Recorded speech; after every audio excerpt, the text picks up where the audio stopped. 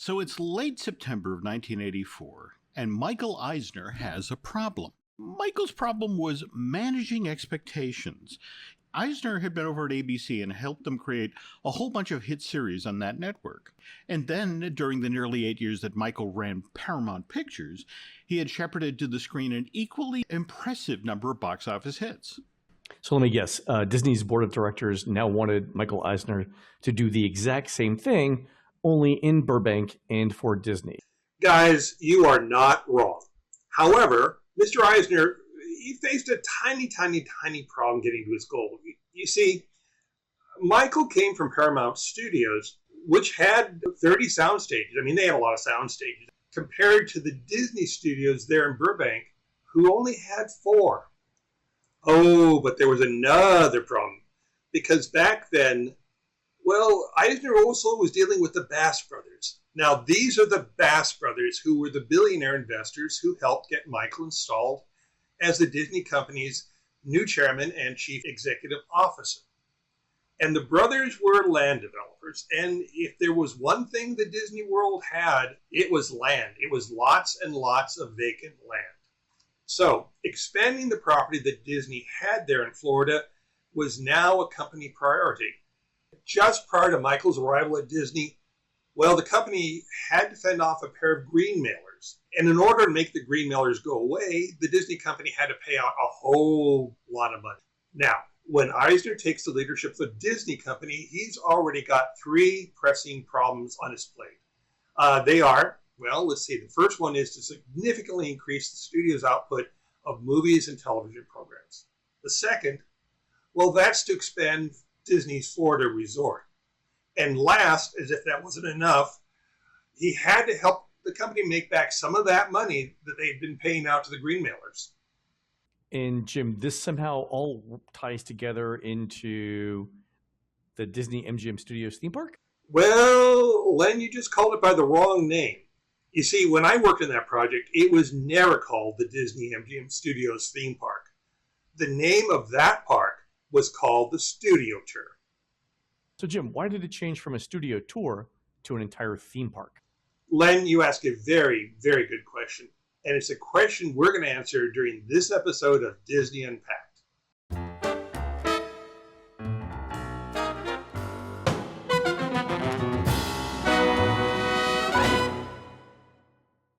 Let's get back now to Michael Eisner. Michael spent a lot of his time trying to find a solution to grow the production space on the studio lot there in Burbank, while also becoming familiar with Walt Disney Imagineering. Eisner first publicly mentions that the company is considering building such a thing in February of '85. This is actually when he presides over his very first shareholders meeting, which is held in the Anaheim Convention Center.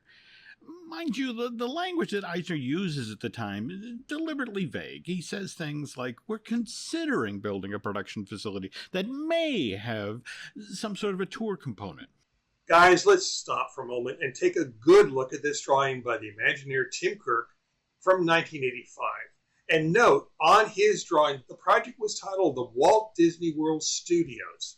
You see, the DNA for what would open as the Disney MGM-Studios theme park, well, it's all there in black and white. He drew the Crossroads of the World, Hollywood Boulevard, the Chinese Theater, Audio Adventure. There's even an arena for stunt shows and also the Eiffel Tower. And if you look to the back there, I see 4 sound stages. So there's Eisner doubling what Disney had back in Burbank. Yeah, and those new sound stages would help the Walt Disney Studios definitely increase their production. I mean, that was the theory anyway. As originally designed, the MGM-Studios tour, well, that was only going to be a half-day attraction, guys. All right. What's the difference between a, quote, half-day gated attraction and a theme park? The Disney company was initially very hesitant to use the phrase theme park. And that was largely because people over decades had developed and drilled into them what a theme park is in a Disney world. And Studio Tour wasn't going to meet that definition. Disney MGM Studio Tour was going to be a very different animal than the Magic Kingdom or Epcot Center. And that was because the studio wasn't really going to have defined lands that would flow naturally into one another, like, say, how Frontierland seamlessly transitions into Liberty Square over the Magic Kingdom. No. As originally designed, the gated attraction side of the studio and its movie and television production center were basically two separate entities. I mean, guests wouldn't be allowed to physically enter any of the three sound stages that were being built on site. I mean, not at ground level anyway, but they could look down from on high to at whatever was being shot that day.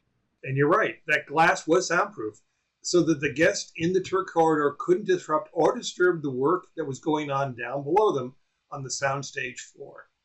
Oh, Jim, can we pause here for a minute and circle back to the idea that the park was going to be a half-day gated attraction thing? Like, that was seriously the original plan for the studios? Disney World had opened several half-day attractions. I mean, let's count them. I'd count Pleasure Island. I'd count Typhoon Lagoon as among them. All right, so Typhoon Lagoon was the answer to Wet n Wild. Pleasure Island was the answer to downtown Orlando's nightclub scene. And the studios was intended to be the answer to Universal Studios. But that didn't open until, the summer of 1990, right? A year after Disney's MGM Studios. But Disney and Universal were in direct competition in the years leading up to the opening of their brand new theme parks. Let's look at another drawing by Tim Kirk. Now, this drawing is a piece of concept art for a very early version of the Great Movie Ride. And this one has the alien and Tarzan scenes from the ride. But this artwork also features a couple of scenes that didn't make it into the finished version of that ride. Okay, I'm looking at the drawing, and is that the Stay Puft Marshmallow Man from Ghostbusters? And is there really a scene from Young Frankenstein? As for the Ghostbuster scene, well, Universal grabbed the theme park rights to that film before Disney could. And as far as Young Frankenstein, well, Disney had a public working relationship with Mel Brooks back in the late 1980s. And one of the projects that almost came to fruition out of that collaboration was the concept for Hotel Mel. Hotel Mel on Soundstage 13 was an idea that the Imagineers had explored as they groped their way toward the Twilight Zone Tower of Terror. All right, the movie and television production center opens in June of '88. So what's going on in the studio's tour side of things? By this time, all the final design for the park is complete, and the construction contracts have been signed. And the work is progressing to get the studio tour ready for its April 1989 opening. You mean May, right, Jim? No, Len, I'm deducting 5 points from your scorecard because that's not what the banner on the backlot in this photo tells you clearly. The banner documents the studio tour would open to guests in April of 1989. But let's stop for a moment and let's talk about the fall of 1988. That's when I got word that Dick Nunis wanted to meet with the project team in the just completed Monster Sound Show Theater. Now, let's set the scene for that meeting. The team is sitting on brand new, plasticky smelling, unwrapped seats, and Dick Nunis is standing in front of the theater. Actually, I wouldn't even call it a meeting. It was really more like delivering an announcement to the troops. And his announcement was that the Disney MGM Studio Tour was going to get a name change. And from this point forward, the new name was going to be the Disney MGM Studios Theme Park. There was also a monetary component. Dick wanted to start selling 3- and 4-day tickets to Disney World's theme parks with the opening of Disney MGM. But Nunis knew that if this new project was described as a half-day park or gated attraction, there would be people who'd balk at the idea of paying the exact same price to visit the studio tour as they did the Magic Kingdom or Epcot Center, which is why it was crucial from here on in that Disney MGM be described as a theme park rather than a studio tour. The new name for that park created new branding, and with the branding came expectations. So as a result, we had to start the expansion of Disney World's new park, their third gate, even before that park opened. let the record show that when that park opened, there was just really only one e-ticket attraction. And, there were a couple of sit-down shows. There was Superstar Television and the Monster Sound Show, for example. So how do you manage guest expectations in a situation like that, when people are paying full price to enter a place that the Imagineers have designed and built that has theme park, as its name, but it was originally designed to only be a half-day attraction? What was possible to do as good a job as they could in the time we had left prior to the studio tour's grand opening, which was scheduled for the spring of 1989. What that meant in the end of the day was we had to finish the park while simultaneously working on that park's expansion. Michael Eisner announces an aggressive expansion plan, one that would double the size of this theme park in just 3 years' time.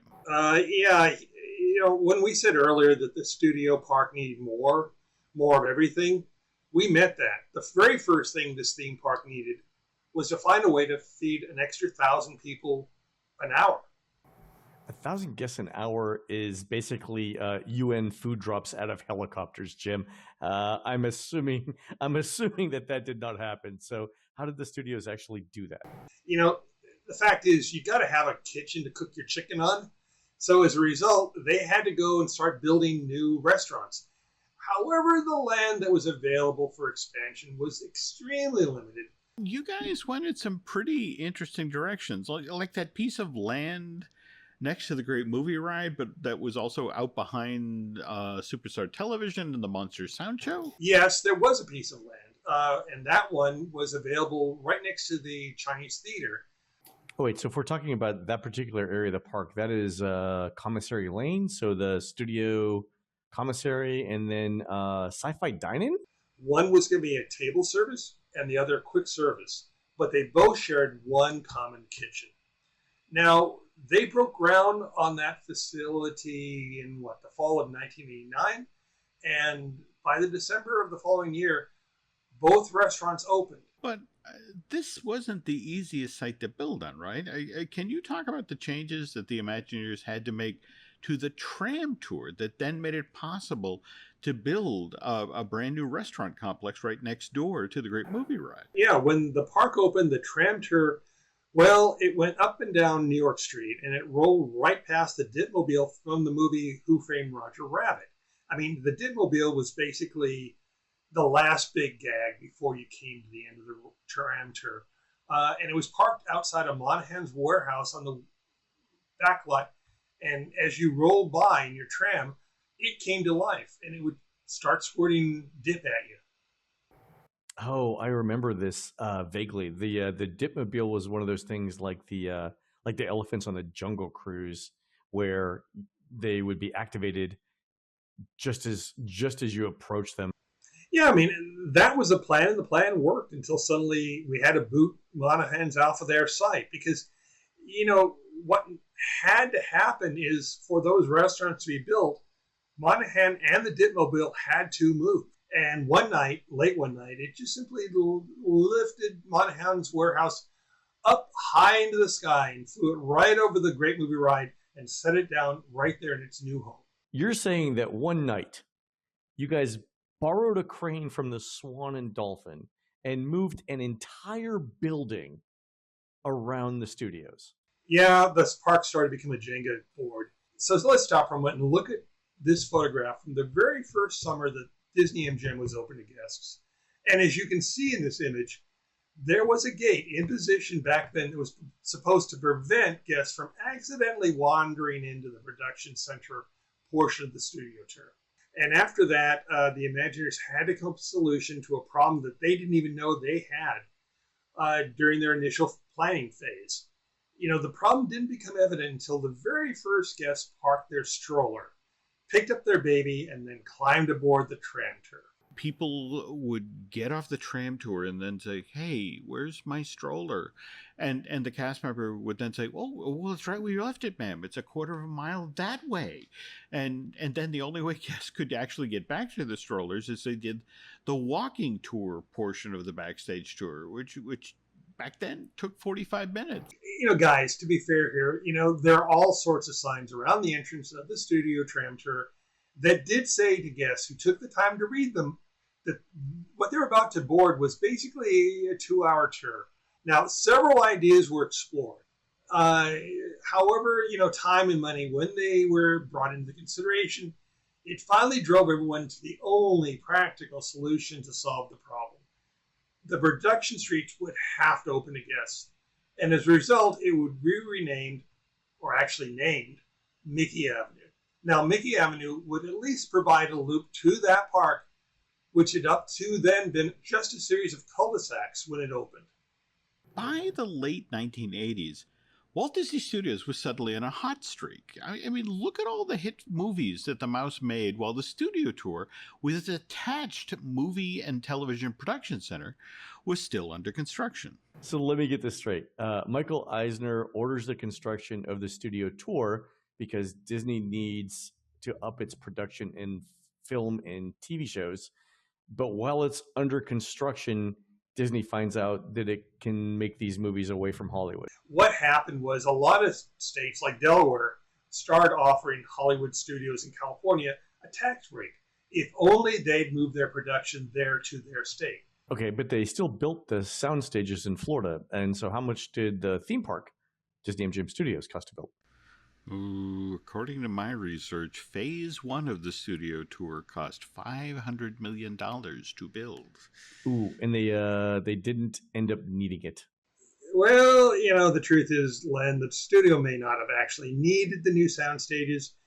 Disney World, for that resort to grow as a destination resort, it definitely needed a third theme park. It needed to hold and retain guests. So there's no denying that from the very opening day, Disney MGM theme park was hugely popular and significant to the bottom line of that resort. But guys, I've got to share with you something I've often wondered about. If Studio Tour hadn't been successful so quickly from the get-go, maybe Michael Eisner might have tapped the brakes just a little bit on Euro Disneyland. I mean, look at the list. That resort opened with 5 full e-tickets and over 5,000 guest rooms. Maybe Michael might have opted to go in a little more conservative direction, but then I wake up and realize, he would never have done that.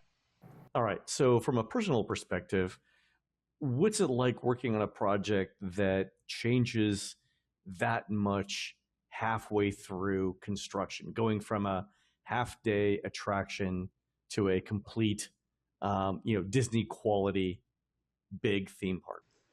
Honestly, Len, it was an amazing time to be at WDI. It was a time of great growth and a lot of opportunities, but a lot of challenges. And Studio Tour was an incredible project. But, if I do the tally sheet and some of my experience, I'd have to say, working on that park was kind of like performing open heart surgery on a patient who was running a marathon. That's a vivid image, Jim. Also, how did you know so much about my health insurance plan? That's amazing. What's up for the next episode of Disney Unpacked? Well, Len, let's go in a completely different direction for our next show. And let's talk about someone's birthday, someone you know. Let's talk about the 60th birthday of Mickey Mouse and how that birthday led to Mickey's taking up residence in Orlando, Anaheim, and even Tokyo. All right, that sounds like a plan. And for our Patreon subscribers, just a reminder that if you check out this month's Carry On podcast, you'll hear several stories that were cut out of this Disney Unpacked as Mr. Hill, Mr. Shull, and I were developing the show. And thanks for watching Disney Unpacked.